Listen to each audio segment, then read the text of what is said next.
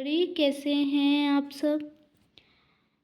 जैसे आज आप देख सकते हैं, आज हम 6 क्लास के इतिहास का अध्याय 10 पढ़ेंगे, जिसमें हम व्यापारी, राजा और तीर्थयात्रियों के बारे में इस अध्याय में पढ़ेंगे। व्यापारी और व्यापार और उनके जो व्यापारी थे उसके बारे में हम जानकारी हमें क्या मिलती है। इसके बाद अध्याय 9 में हमने कुछ काले पॉलिश वाले बर्तनों के बारे में पढ़ा है। ये खूबसूरत बर्तन, खास तौर से इनकी कटोरियाँ तथा थालियाँ, इस महाद्वीप के अनेक पुरास्थलों से मिले हैं। सवाल उठता है कि इन जगहों पर ये बर्तन कैसे पहुँचे होंगे।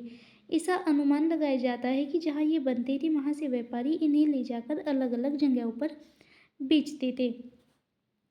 यहाँ पे हम अध्याय 9 में भी हम पढ़ चुके हैं कि हमें कुछ पुरास्थलों से एक काले पॉलिश वाले बर्तन प्राप्त हुए हैं, जो बहुत ही खूबसूरत थे और उनमें कटोरियाँ और थालियाँ प्रमुख रूप से थी।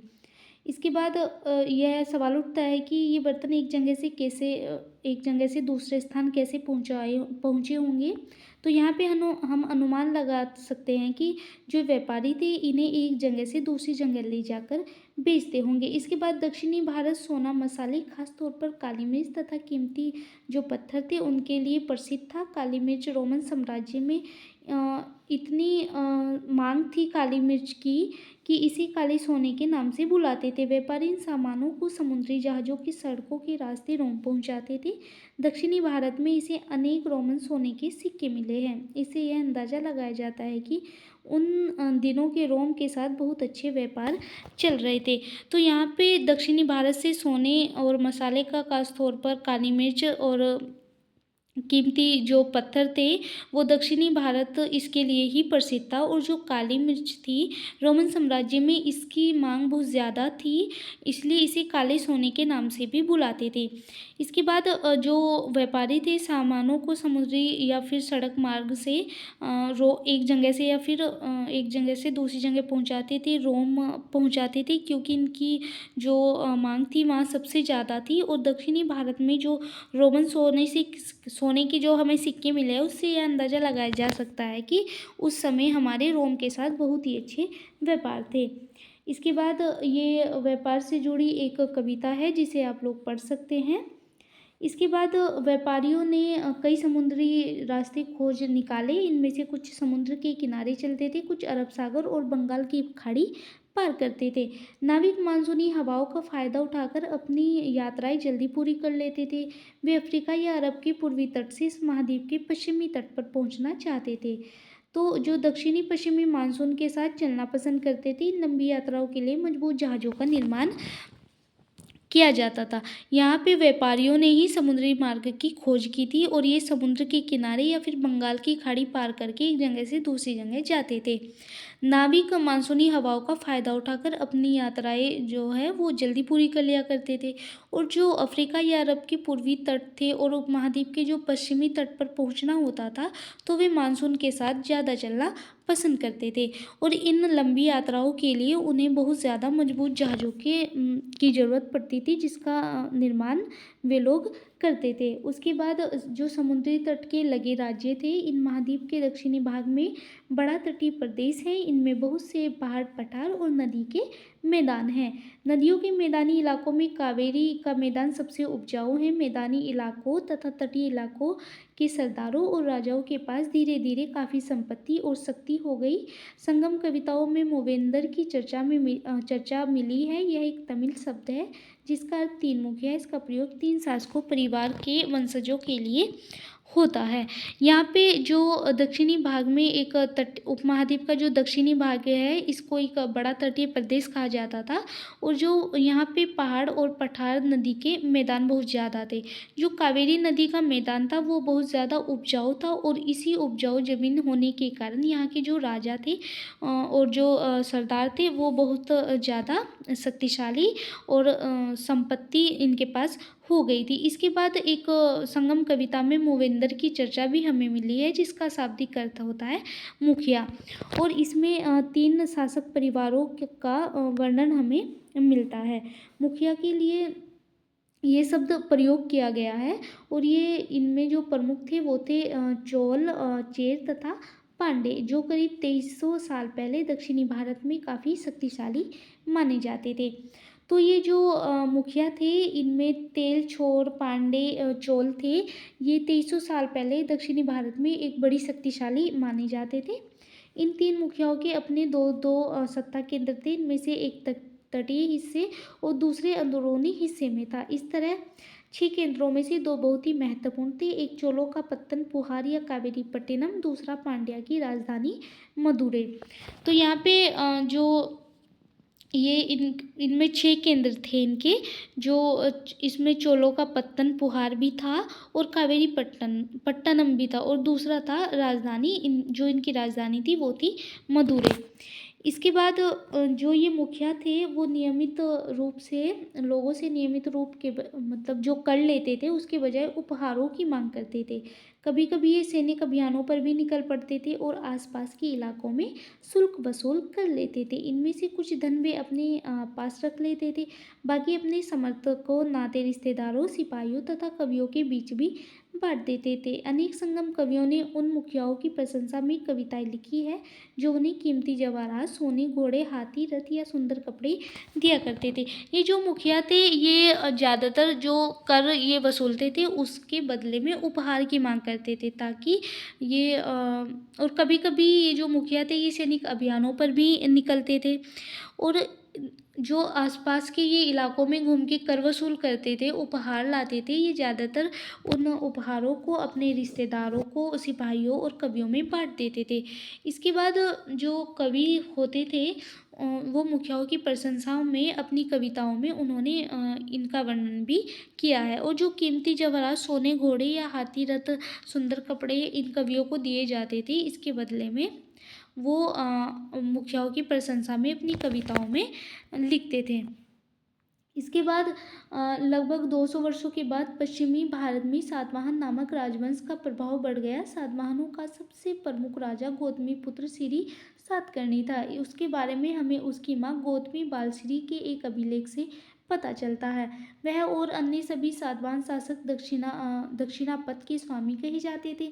दक्षिणापथ का शाब्दिक अर्थ दक्षिण की ओर जाने वाला रास्ता होता है। पूरे दक्षिणी क्षेत्र के लिए भी यह नाम प्रचलित था। श्री सातकर्णी ने पूर्वी, पश्चिमी तथा दक्षिणी तटों पर अपनी सेनाएं भेजी थी। यहाँ पे मतलब जो 200 वर्षों के बाद, मतलब इन जो मुखिया थे इनके लगभग 200 वर्षों के बाद पश्चिमी भारत में एक राजवंश हुआ था, सातवाहन नामक राजवंश था। और ये जो राजवंश के जो राजा थे वो थे गौतमीपुत्र श्री सातकर्णी। इसके बारे में उसकी माँ गौतमी बालश्री के एक अभिलेख से हमें पता चलता है। और जो सातवाहन शासक थे वो जो दक्षिणापथ था उसके स्वामी कहे जाते थे, और दक्षिणापथ का शाब्दिक अर्थ दक्षिण की ओर जाने वाला रास्ता है। जो पूरा दक्षिणी क्षेत्र था वो इन्हीं के नाम से प्रचलित था, और जो श्री सातकर्णी थे पूर्वी पश्चिमी तट पर इन्होंने अपनी सेनाएं भी भेज रखी थी। इसके बाद रेशम मार्ग की कहानी। कीमती चमकीले रंग और चिकनी मुलायम बनावट की वजह से रेशमी कपड़े अधिकांश समाज में बहुमूल्य माने जाते थे। रेशमी कपड़ा तैयार करना एक जटिल प्रक्रिया है। रेशम के कीड़े से कच्चा रेशम निकालना, सूत कताई होती थी और फिर उससे कपड़ा बुना जाता था। ये जो रेशमी कपड़े थे ये बहुत ही बहुमूल्य थे, चमकीले भी थे, चिकनी मुलायम बनावट की वजह से बहुत ही रेशमी थे। और जो ये कपड़ा तैयार करने में मतलब बहुत ही जटिल प्रक्रिया थी इनकी। पहले के जो रेशम के कीड़े थे उनसे कच्चा माल निकालकर फिर सूत की कताई की जाती थी, इसलिए ये बहुत ही ज़्यादा बहुमूल्य माने जाते थे, और फिर उसके बाद कपड़ा बुना जाता था। रेशम बनाने की जो विधि है, जो तकनीक का आविष्कार हुआ है, सबसे पहले चीन में करीब 7,000 साल पहले हुआ था। इस तकनीक को उन्होंने हजारों साल तक बाकी दुनिया से छुपाए रखा, पर चीन से पैदल, घोड़ों या ऊँटों पर कुछ लोग दूर दूर की जगहों पर जाते थे और अपने साथ रेशम के कपड़े भी ले जाते थे। जिस रास्ते से ये लोग यात्राएं करते थे वह रेशम मार्ग सिल्क रूट के नाम से प्रसिद्ध हो गया। इस तकनीक का आविष्कार चीन से हुआ था और जो यह तकनीक थी वो चीन के जो लोग थे उन्होंने कई हज़ार सालों तक छुपाए रखी, परंतु बाद में जो व्यापारी थे वो एक जगह से दूसरी जगह जाने लगे ऊँट के द्वारा, घोड़ों से। तो जिस रूट से जाते थे, जहाँ जिस रास्ते से ये यात्राएँ करते थे, उसका नाम बाद में सिल्क रूट रख दिया गया था और यह मार्ग जो था, जो ये रेशम मार्ग था, वो सिल्क रूट के नाम से प्रसिद्ध हो गया। इसके बाद जो थे, कभी कभी चीन के शासक ईरान और पश्चिमी एशिया के शासकों को उपहार के तौर पर रेशमी कपड़े भेजते थे। यहाँ से रेशम के बारे में जानकारी और भी पश्चिम की ओर फैल गई। करीब 2000 साल पहले रोम के शासकों और धनी लोगों के बीच रेशमी कपड़ा पहनना एक फैशन बन गया। इसकी कीमतें बहुत ही ज़्यादा थी क्योंकि चीन से इसे लाने में दुर्गम पहाड़ी और रेगिस्तानी रास्तों से होकर गुजरना पड़ता था। यही नहीं, रास्ते के आसपास रहने वाले लोग व्यापारियों से यात्राएं शुल्क भी मांगते थे। यहाँ पे जो चीन के शासक थे, ईरान और पश्चिमी एशिया के शासकों को उपहार के तौर पर ये रेशमी कपड़े देने लगे। उसके बाद पश्चिमी जो क्षेत्र है, वहाँ पे यह रेशम के बारे में जानकारी फैल गई थी और जो 2000 साल पहले रोम के जो शासक हुए हैं, वो जो धनी लोग हुए हैं, उनके रेशम का कपड़ा पहनना एक फैशन बन गया था और इसकी कीमत भी बहुत ज़्यादा होती थी क्योंकि चीन से इसे जो लाना पड़ता था वो बहुत ही ज़्यादा कठिन होता था क्योंकि रेगिस्तानी रास्तों से होकर जाना पड़ता था, दुर्गम रास्ते होते थे, दुर्गम पहाड़ी होती थी और यही नहीं, रास्तों के आसपास जो लोग थे, व्यापारी से यात्रा शुल्क भी मांगते थे। उसके बाद इसमें सिल्क रूट तथा उसकी शाखाओं को दिखाया गया है। कुछ शासक इसके बड़े बड़े हिस्सों पर अपना नियंत्रण करना चाहते थे क्योंकि इस रास्ते पर यात्राएं कर रहे व्यापारियों ने से उन्हें कर शुल्क और तोहफों के जरिए लाभ मिलता था। इसके बदले शासक इन व्यापारियों को अपने राज्य से गुजरते वक्त लुटेरों के आक्रमण से सुरक्षा देते थे। सिल्क रूट पर नियंत्रण रखने वाले शासकों में सबसे प्रसिद्ध कुषाण थे और करीब 200 साल पहले मध्य एशिया, पश्चिमोत्तर भारत में इनका शासन था। पेशावर और मथुरा इनके दो मुख्य शक्तिशाली केंद्र थे। तक्षशिला भी इनके ही राज्य का एक हिस्सा थी। इनके शासनकाल में ही सिल्क रूट की एक शाखा मध्य एशिया से होकर सिंधु नदी के मुहाने के पत्तनों तक जाती थी। फिर यहाँ से जहाज़ों द्वारा रेशम पश्चिम की ओर रोमन साम्राज्य तक पहुँचता था। इस महाद्वीप में सबसे पहले सोने के सिक्के जारी करने वाले शासकों में कुषाण थे। सिल्क रूट पर यात्राएं करने वाले व्यापारी इनका उपयोग किया करते थे। तो यहाँ पे जो सिल्क रूट था, कुछ शासक इस पर जो बड़े बड़े हिस्से थे इन पर अपना नियंत्रण करना चाहते थे क्योंकि यहाँ से जो व्यापारी गुजरते थे उन्हें कर देना होता था और ये कर के बदले तोहफे भी इन शासकों को देते थे और जो ये शासक थे इसके बदले में ये इन व्यापारियों की जो लुटेरे होते थे उनसे सुरक्षा देते थे। इसके बाद जो सिल्क रूट पर सबसे ज़्यादा जिन शासकों का नियंत्रण हुआ है वो थे कुषाण और ये करीब 200 साल पहले मध्य एशिया का जो पश्चिमोत्तर का जो भारत है उसमें इनका शासन था। पेशावर और मथुरा इनके दो बहुत ही ज़्यादा मुख्य शक्तिशाली केंद्र थे और तक्षशिला भी इनका ही एक राज्य का हिस्सा था। इसके बाद जो सिल्क रूट था वो मध्य एशिया से होकर सिंधु नदी के मुहाने के पत्तनों तक जाती थी और फिर वहाँ से जहाज़ों द्वारा रेशम पश्चिम की ओर रोमन साम्राज्य तक पहुँच जाता था। उसके बाद जो सोने के सिक्के जारी किए गए वो कुषाणों के द्वारा ही जारी किए गए थे और जो सिल्क रूट यात्रा करने वाले जो व्यापारी थे वह इन सिक्कों का प्रयोग करते थे। इसके बाद बौद्ध धर्म का जो प्रसार था, जो बौद्ध धर्म का प्रसार हुआ वो कुषाणों का सबसे प्रसिद्ध जो राजा हुए हैं कनिष्क, उसने करीब 1900 साल पहले शासन किया था। उसने एक बौद्ध परिषद का गठन किया जिसमें एकत्र होकर विद्वान महत्वपूर्ण विषयों पर विचार विमर्श करते थे। बुद्ध की जीवनी, बुद्ध चरित्र के रचनाकार कवि अश्वघोष कनिष्क के दरबार में रहते थे। अश्वघोष तथा अन्य बौद्ध विद्वानों ने अब संस्कृत में लिखना शुरू कर दिया था। इनके ये जो कुषाण थे उनके एक बहुत ही प्रसिद्ध राजा रहे हैं कनिष्क। उन्होंने 1900 साल पहले शासन किया था और जो बौद्ध परिषद का गठन इन्होंने ही किया था। इसके बाद जो विद्वान थे वो इकट्ठा होकर विचार विमर्श करते थे। और जो बुद्ध की जीवनी बुद्ध चरित्र के जो रचनाकार है अश्वघोष, वो कनिष्क के दरबार में ही रहते थे और वहीं पे उन्होंने अश्वघोष थे और जो अन्य बौद्ध विद्वान थे उन्होंने संस्कृत में लिखना शुरू किया था। इसके बाद हमें सांची के स्तूप की जो ये मूर्ति आप देख पा रहे हैं, ये सांची के स्तूप की मूर्ति है। इसमें जो ये मूर्ति है, इसमें यह देखा गया है कि यहाँ पे एक वृक्ष और उसके नीचे एक खाली आसन को देखो, और मूर्तिकार ने यह बताने के लिए खुदाई करके कि यह मूर्ति बनाई कि बुद्ध को ज्ञान की प्राप्ति इसी वृक्ष के नीचे बैठकर ध्यान करते हुए हुई थी। यहाँ पे यह मूर्ति जो मूर्ति है, इसका जो प्रतीक है वो यह है कि यहीं पे बौद्ध को पीपल के नीचे ज्ञान की प्राप्ति हुई थी। उसके बाद इस समय बौद्ध थे, इस समय बौद्ध धर्म की एक नई धारा महायान का विकास भी हुआ था। इसकी दो मुख्य विशेषताएं थी। पहले मूर्तियों में बुद्ध की उपस्थिति सिर्फ कुछ संकेतों के माध्यम से ही दर्शाई जाती थी। मिसाल के तौर पर उनकी निर्वाण प्राप्ति को पीपल के पेड़ की मूर्ति द्वारा दर्शाया जाता था, और अब बुद्ध की प्रतिमाएं बनाई जाने लगी थी। इनमें से अधिकांश मथुरा में तो कुछ तक्षशिला में बनाई गई थी। पहले जो बौद्ध धर्म की जो नई धारा थी वो महायान का विकास हुआ था, और इसकी दो मुख्य विशेषताएं थी कि बुद्ध की जो मूर्तियाँ उपस्थित थी कुछ संकेतों के माध्यम से ही दर्शाई जाती थी। जो बुद्ध की उपस्थिति थी वो संकेतों के माध्यम से दर्शाई जाती थी, जैसे कि उन्हें निर्वाण की प्राप्ति पीपल के पेड़ के नीचे हुई थी, तो ये भी बौद्ध की एक उपस्थिति का संकेत था।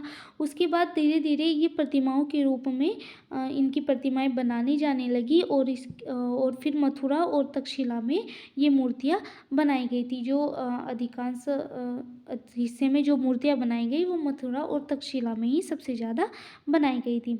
इसके बाद दूसरा परिवर्तन बौद्धिस्त्व में आस्था को लेकर आया। बौद्धिस्त्व उन्हें कहते हैं जो ज्ञान प्राप्ति के बाद एकांतवास करते हुए ध्यान साधना कर सकते थे, लेकिन ऐसा करने के बजाय वे लोगों को शिक्षा देने और मदद के लिए सांसारिक परिवेश में ही रहना ठीक समझने लगे।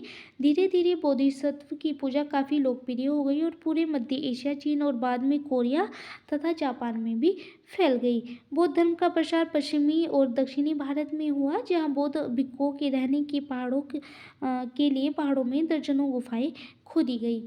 यहाँ पे जो बौद्धिस्त्व की जो आस्था को लेकर दूसरा परिवर्तन आया था वो यह था कि बौद्धिस्त्व उन्हें कहते हैं जो ज्ञान की प्राप्ति के बाद एकांतवास में और साधना में रहना पसंद करते हैं।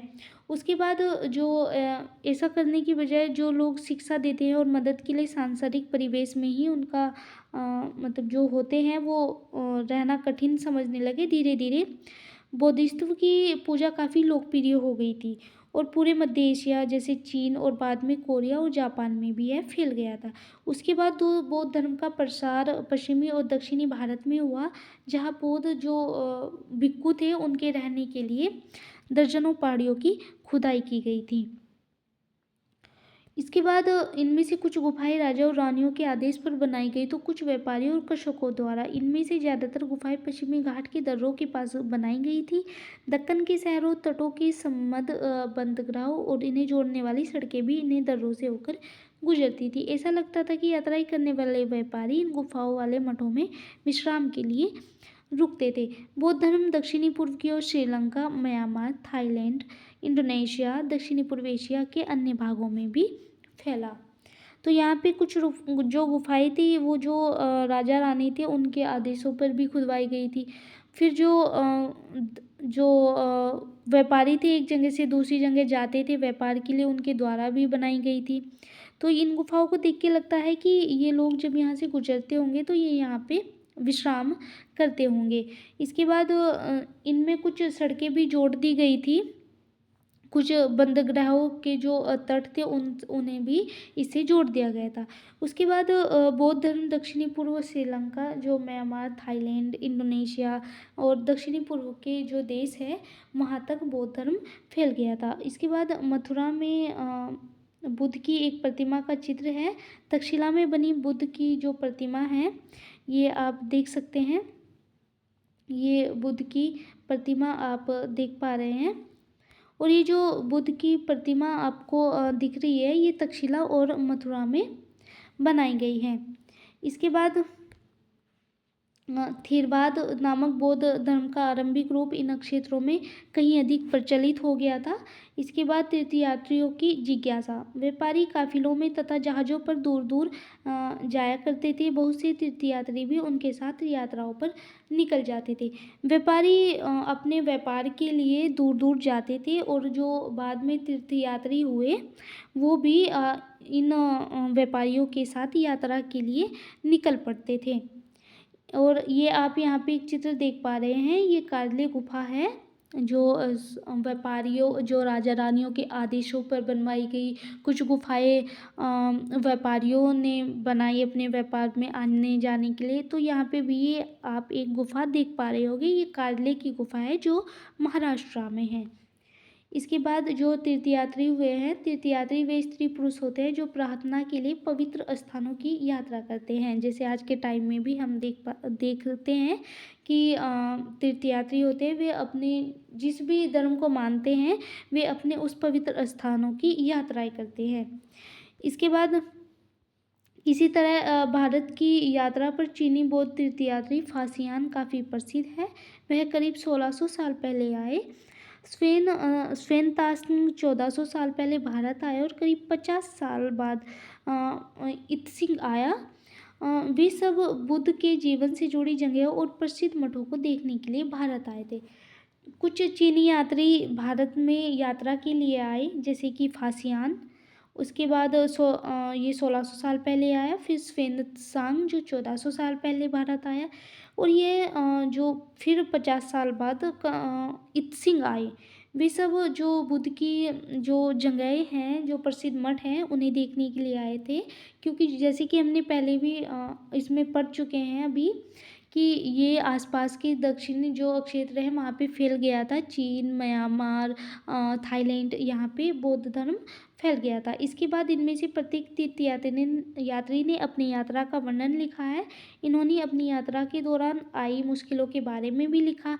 इन यात्राओं में कई वर्ष लग जाया करते थे और देशों और मठों को उन्होंने देखा, उनके बारे में उन्होंने लिखा। और कुछ किताबों के बारे में भी उन्होंने लिखा जिन्हें वे अपने साथ ले गए थे।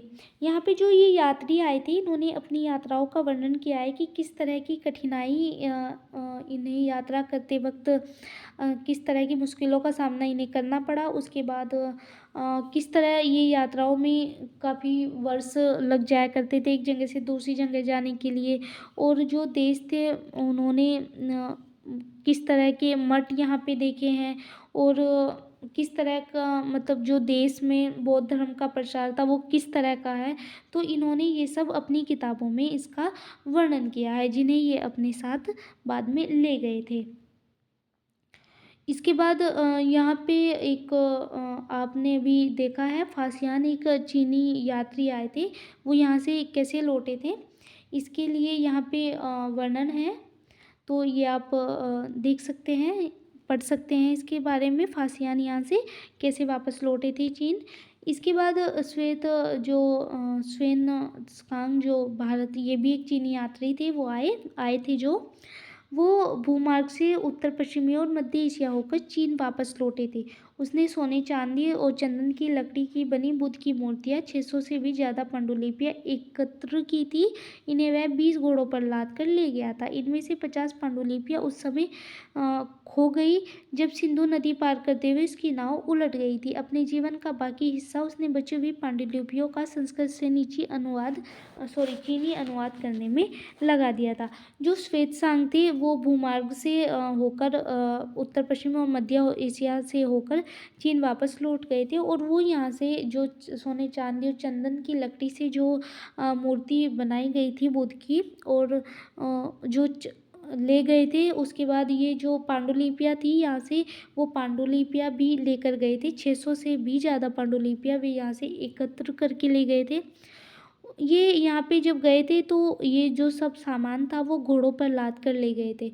इसके बाद जो 50 पांडुलिपियाँ उनसे खो गई थी, जो सिंधु नदी पार करते हुए उनकी नाव पलट गई थी, तो वहाँ पे वो 50 पांडुलिपियाँ खो गई थी और उसके बाद जो पांडुलिपियाँ बची थी, इन्होंने बाकी जीवन अपना उस पांडुलिपि को संस्कृत से चीनी अनुवाद करने में लगा दिया था। इसके बाद यहाँ पे नालंदा शिक्षा एक विशिष्ट केंद्र, यहाँ पे जो नालंदा विश्वविद्यालय है वो शिक्षा के लिए एक विशिष्ट केंद्र था, इसके बारे में बताया गया है। श्वेतसांग तथा अन्य तीर्थयात्रियों ने उस सभी सबसे प्रसिद्ध बौद्ध विद्या केंद्र नालंदा बिहार में अध्ययन किया था। उसने नालंदा के बारे में इस प्रकार लिखा है कि यहाँ के शिक्षक योग्यता और बुद्धि में सबसे आगे हैं। बुद्ध के उपदेशों का वहाँ पूरी ईमानदारी से पालन करते हैं।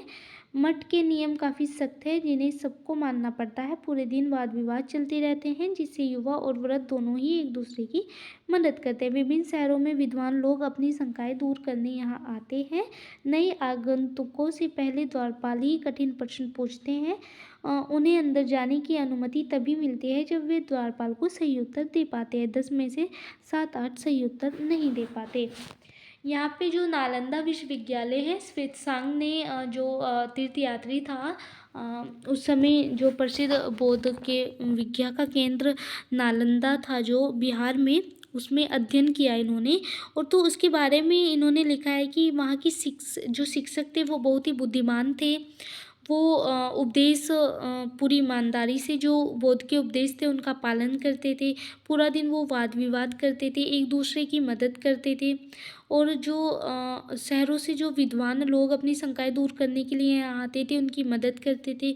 जो नए आगंतुक यहाँ पे आते थे, वो कठिन प्रश्न द्वारपाल उनसे पूछता था, तभी वो अंदर आ सकते थे। इसके बाद आप देख सकते हैं भक्ति की शुरुआत कैसे हुई। जो भक्ति की शुरुआत है, इन्हीं दिनों देवी देवताओं की पूजा का चलन भी शुरू हुआ। बाद में हिंदू धर्म का एक प्रमुख पहचान बन गई। इनमें शिव, विष्णु, दुर्गा जैसे देवी देवता शामिल हैं। इन देवी देवताओं की पूजा भक्ति परंपरा के माध्यम से की जाती थी। भक्ति उस समय काफ़ी लोकप्रिय परंपरा बन गई। किसी देवी या देवता के प्रति श्रद्धा को ही भक्ति कहा जाता है। भक्ति का पथ सबके लिए खुला था, चाहे वह धनी हो या गरीब, ऊंची जाति का हो या नीची जाति का, स्त्री हो या पुरुष। यहाँ पे भक्ति की शुरुआत इसके बाद हो गई थी। देवी देवताओं की जो पूजा का चलन वो शुरू हो गया था। इसमें धर्म की जो देवी देवताओं की पूजा की जाने लगी थी, एक धर्म की प्रमुख पहचान बन गई थी। इसमें विष्णु, शिव, दुर्गा जैसे देवी देवता शामिल थे। इसके बाद यह परंपराएं काफ़ी लोकप्रिय हो गई थी। इसमें देवी देवता की जो पूजा थी वो अपनी श्रद्धा के अकॉर्डिंग की जाती थी और भक्ति का पथ सबके लिए यहाँ पे खुला था, चाहे वो गरीब हो, ऊंची जाति का हो या नीची जाति का, स्त्री हो या पुरुष, सभी भक्ति कर सकते थे। इसके बाद जो भक्ति के मार्ग की जो चर्चा हिंदू के पवित्र ग्रंथ भगवत गीता में की गई है। भगवत गीता महाभारत का एक हिस्सा है। इसमें भगवान कृष्ण अपने भक्त और मित्र अर्जुन को सभी धर्मों को छोड़कर उनकी शरण में आने का उपदेश देते हैं, क्योंकि केवल कृष्ण ही अर्जुन को सारी बुराइयों से मुक्ति दिला सकते हैं। पूजा का यह रूप धीरे धीरे देश के विभिन्न भागों में फैलने लगा। यहाँ से भक्ति का मार्ग जो हिंदुओं का पवित्र ग्रंथ है भगवत गीता के महाभारत का एक हिस्सा है। इसमें भगवान श्री कृष्ण ने भगवान, भक्त और मित्र अर्जुन को सभी धर्मों को छोड़कर अपनी शरण में आने का उपदेश दिया है, क्योंकि उन्होंने अर्जुन को जो यहाँ पे जो मनुष्य की बुराइयाँ है उसके बारे में बताया है इस भगवत गीता में। तो उन्होंने बोला है कि सभी की पूजा छोड़कर मेरी शरण में आप आ जाओ, और धीरे धीरे यह जो पूजा का यह रूप है वो अन्य क्षेत्रों में फैलने लगा था। इसके बाद भक्ति मार्ग अपनाने वाले लोग आडंबर के साथ पूजा पाठ करने के बजाय ईश्वर के प्रति लगन और व्यक्तिगत पूजा पर जोर देते थे। भक्ति मार्ग अपनाने वालों का यह मानना है कि अगर अपने आराध्य देवी या देवताओं की सच्चे मन से पूजा की जाए तो उसी रूप में दर्शन देंगे जिसमें भक्त उसे देखना चाहते हैं। इसलिए आराध्य देवी या देवताओं के मानव के रूप भी हो सकते हैं या फिर सिंह, पेड़ या अन्य किसी भी रूप में। जैसे जैसे इस विचार को समाज द्वारा स्वीकृति मिल गई, कलाकार देवी देवताओं की एक से एक बढ़कर खूबसूरत मूर्तियाँ बनाने लगे थे।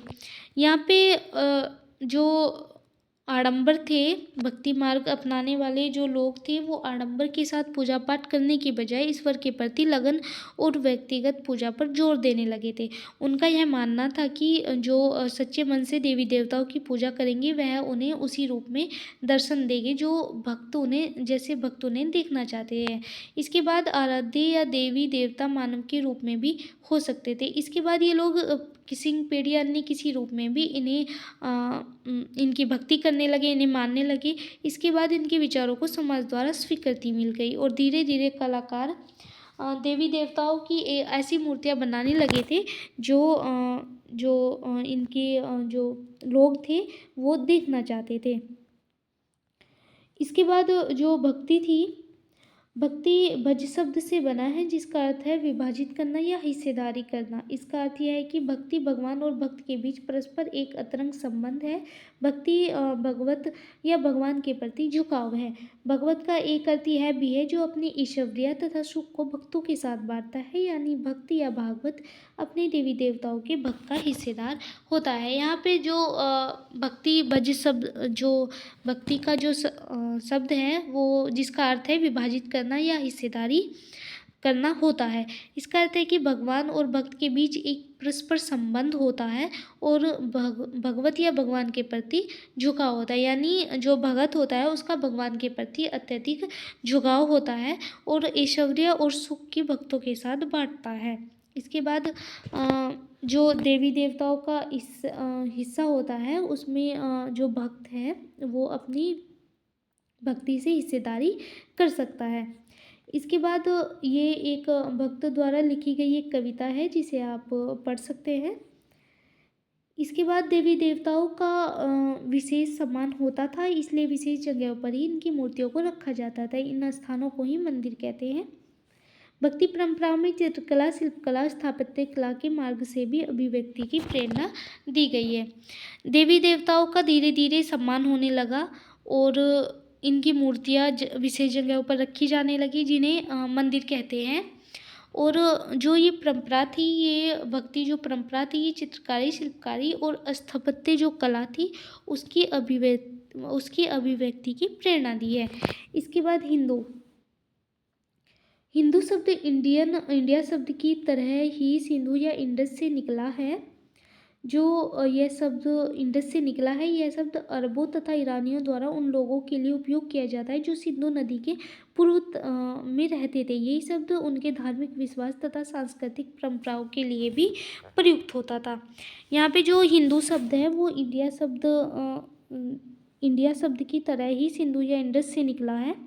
और जो ईरानी भारत में आए थे उन्होंने जो सिंधु नदी के पूर्व में लोग रहते थे उनका जो धार्मिक विश्वास था, जो सांस्कृतिक परंपराएं थी उनमें इन्होंने ये नाम दिया था और यही अब यह परंपराओं में प्रयुक्त है। इसके बाद ये आप देख सकते हैं, ये कुछ उपयोगी शब्द है इसके जो हमने इस अध्याय में पढ़े हैं, जैसे व्यापारी, मुवेंदो, रास्ता या मार्ग, रेशम, कुषाण, महायान, बोधिसत्व, थेरवाद, तीर्थयात्री और भक्ति। ये शब्द हमने इसमें पढ़े हैं। हमने इन शब्दों का मतलब इस अध्याय में पढ़ा है कि इन शब्दों का अपना क्या महत्व है और ये शब्द किसके लिए प्रयुक्त या प्रयोग किए जाते हैं। यहाँ पे हमने कुछ महत्वपूर्ण तिथियां हैं, जैसे रेशम बनाने की कला की खोज लगभग 7000 साल पहले हुई। उसके बाद चोल, चेर तथा पांड्य लगभग 2300 साल पहले। इसके बाद रोमन साम्राज्य में रेशम की बढ़ती मांग लगभग 2000 साल पहले। उसके बाद कुषाण शासक कनिष्क लगभग 1900 साल पहले और फासियान का भारत आगमन भी हमने इसमें देखा है। इसके बाद जो श्वेत सांग की भारत यात्रा, अपार की शिव स्तुति की रचना इसमें हमने पढ़ी है, लगभग 200 साल पहले हुआ है। उम्मीद है कि ये अध्याय आपको समझ आया होगा, अच्छा लगा होगा। Thank you so much.